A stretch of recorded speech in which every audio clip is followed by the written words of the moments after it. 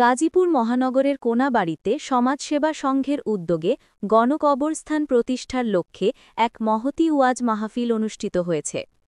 সোমবার ২০ অক্টোবর রাতে ১১ নং ওয়ার্ডের জয়ের টেক খাজা মার্কেট সংলগ্ন স্থানে আয়োজিত এই ধর্মীয় মাহফিলটি সংঘের তৃতীয় বার্ষিকী উপলক্ষে অনুষ্ঠিত হয়। মাহফিলে প্রধান অতিথি হিসাবে উপস্থিত ছিলেন ব্যারিস্টার চৌধুরী ইশরাক আহমেদ সিদ্দিকী, সদস্য সচিব গাজীপুর জেলা বিএনপি ও সুপ্রিম কোর্টের সিনিয়র আইনজীবী। অনুষ্ঠানে সভাপতিত্ব করেন জনাব মোহাম্মদ ইদ্রিস আলী সরকার, সভাপতি কোনাবাড়ী মেট্রো থানা বিএমপি।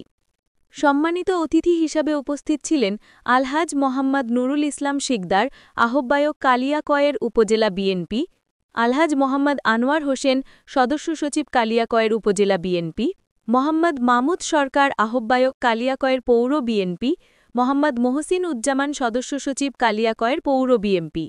এছাড়াও উপস্থিত ছিলেন কোনাবাড়ী মেট্রো থানা বিএনপির সহসভাপতি জসিম উদ্দিন, ১২ নং ওয়ার্ড বিএনপির সিনিয়র সহসভাপতি মোহাম্মদ নজরুল ইসলাম, স্থানীয় রাজনৈতিক, সামাজিক ও ধর্মপ্রাণ ব্যক্তিবর্গ। অনুষ্ঠানের প্রধান পৃষ্ঠপোষক ছিলেন জনাব মোহাম্মদ মামুন খান। পৃষ্ঠপোষকতায় সহযোগিতা করেন ১১ নং ওয়ার্ড বিএনপির সভাপতি মোহাম্মদ আওয়াল সরকার সহ একাধিক জনহিতৈষী ও দাতা সদস্যবৃন্দ।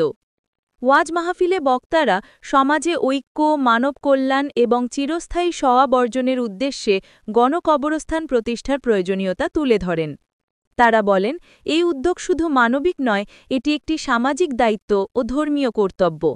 আপনারা জানেন যে আমার বাবা চৌধুরী তাকবীর আহমেদ সিদ্দিকী সাহেব দীর্ঘ ৬৫ বছর ধরে গাজীপুরে মানুষের সেবা করে এসেছেন, আপনাদের সকলের সেবা করার চেষ্টা করেছেন এবং ওনার কিন্তু খুব কাছের একজন মানুষ ছিলেন, তিনি হচ্ছে প্রফেসর এম এ মান্নান সাহেব। উনিও এলাকার অনেক উন্নয়ন করেছেন, আপনাদের কাছের মানুষ ছিলেন।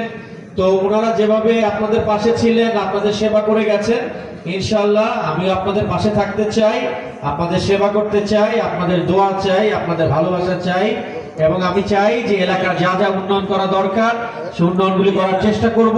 মাহফিল শেষে দেশনেত্রী বেগম খালেদা জিয়ার রোগমুক্তি ও সুস্থতা কামনায় বিশেষ মোনাজাত অনুষ্ঠিত হয়। স্থানীয় জনগণ এই আয়োজনে ব্যাপকভাবে অংশগ্রহণ করেন এবং আয়োজকদের প্রতি কৃতজ্ঞতা প্রকাশ করেন।